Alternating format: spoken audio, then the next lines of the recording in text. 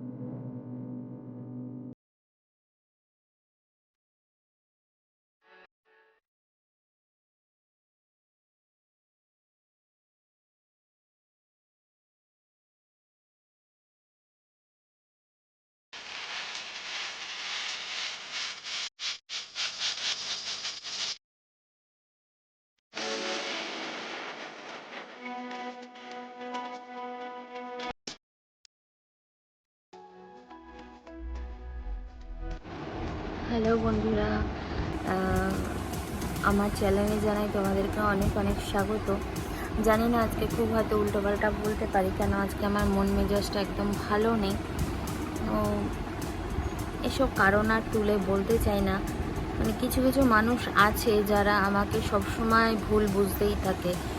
আমি হয়তো অন্য কারণে হয়তো কথাগুলো বলি, বাট এমনও আছে যে কেউ না কেউ ভুল বুঝতেই থাকে। যাকে বাদ দাও, মানুষের মুখে যখন কথা বলতে কোনো ট্যাক্স লাগে না, তখন তো তারা বলবেই, এটাই হলো বাস্তব। আর আমি অ্যাকচুয়ালি একটু প্রতিবাদী মেয়ে বলতে পারো। আমি সে যে যতই বড় হোক না কেন, আমি তার অন্যায় দেখলে পরে আমি এগুলো প্রতিবাদ করি। তো কিছু কিছু মানুষের ওই প্রতিবাদী মানে স্পষ্ট কথা বলাটা না অনেকের পছন্দ হয় না, অনেকের গায়ে লাগে। তো যাকে আমি সেই সব বিষয়ে কথা বলতে চাইছি না একদমই। তো এগুলো তো জীবনে চলার পথে ঘটতেই থাকবে, এগুলোকে সামলিয়ে চলতে হবে। বুঝতে পারছি না কি দিয়ে শুরু করব। আগের দিনের একটা ভিডিও ছিল, মানে গতকালের একটা ভিডিও ছিল, সেটাতে আমার পুরো টোটাল ঘরটাকে আমি পরিষ্কার করেছি। তো আজকে হলো সরি ভুল বলছি, না হ্যাঁ ঠিকই, বুধবার দিনকে আমি পরিষ্কার করেছি ঘর দোর। আর আজ হলো বৃহস্পতিবার। আর এই ভিডিওটা হয়তো তোমরা শুক্রবার দেখতে পাবে, কেন আমি শুক্রবার পাবলিশ করব।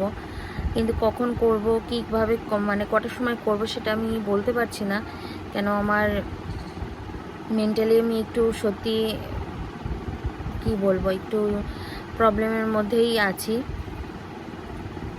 ফিজিক্যালেও আছি, মেন্টালেও আছি। তো যাই হোক, মন খারাপ তো লেগেই থাকবে, কিছু করার নেই সেখানে। তো সেই ভিডিওতে দেখেছো যে আমি ঘরদোর পরিষ্কার করেছি, আর ঘরদোর পরিষ্কার করতে গেলে প্রচণ্ড খাটাখাটনি হয়।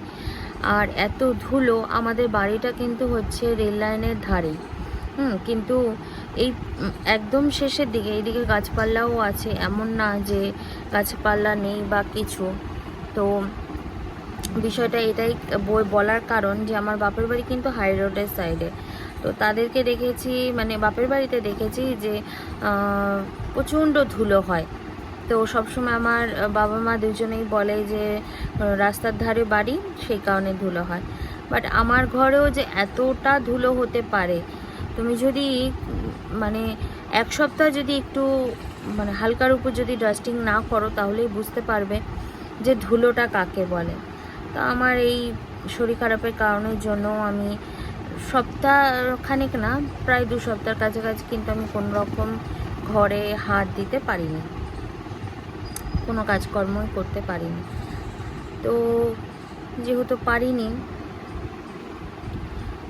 1:54 বাজছে এখন, যেহেতু পারিনি তো কী করব, কিছু করার ছিল না।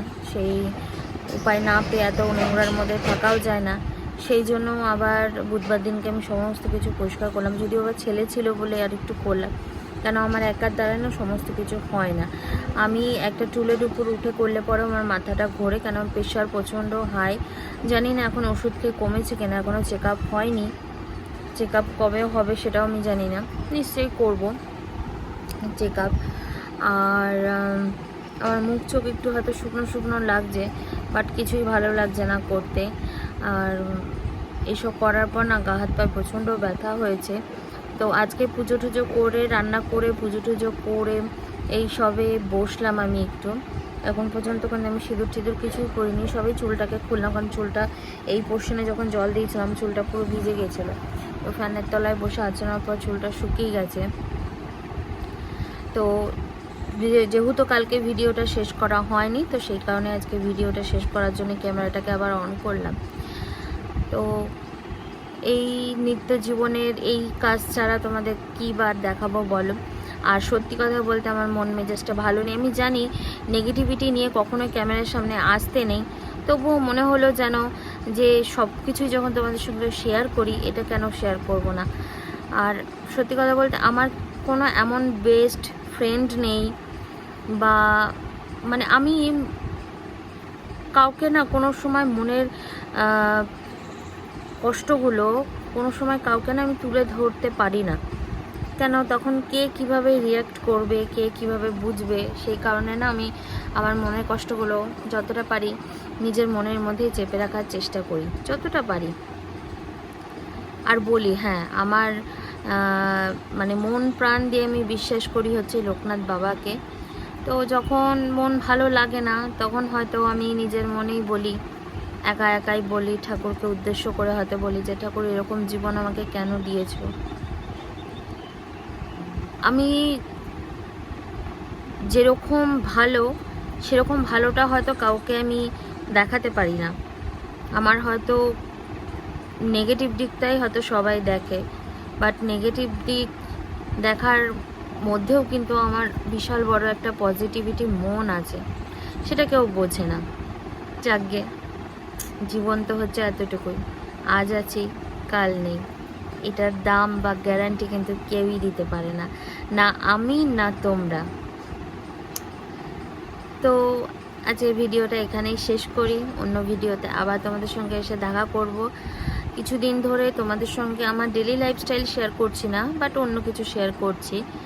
তো যেটা ডেলি রুটিন থাকে, রান্না করা, পুজো করা, স্নান করা, সেগুলো আর তোমাদের সঙ্গে শেয়ার করা হচ্ছে না, অন্য কিছু শেয়ার করছি। তো যাকগে, আবার অন্য সময় অন্য কিছু নিয়ে তোমাদের সামনে কিন্তু হাজির হব। আজকের আজকের মতন কিন্তু পর্বটাকে এখানেই শেষ করছি। ভালো লাগলে অবশ্যই কিন্তু লাইক কমেন্ট সাবস্ক্রাইব করতে কিন্তু ভুলো না। আর নতুন যারা আসছো তাদের কাছে রিকোয়েস্ট করছি, যদি ভালো লেগে থাকে কিছু তাহলে অবশ্যই সাবস্ক্রাইব করে বেল আইকনটা প্রেস করে পাশে থাকার চেষ্টা করো। আজকের মতন টাটা, বিদায় নিলাম এখানেই। ভালো থেকো।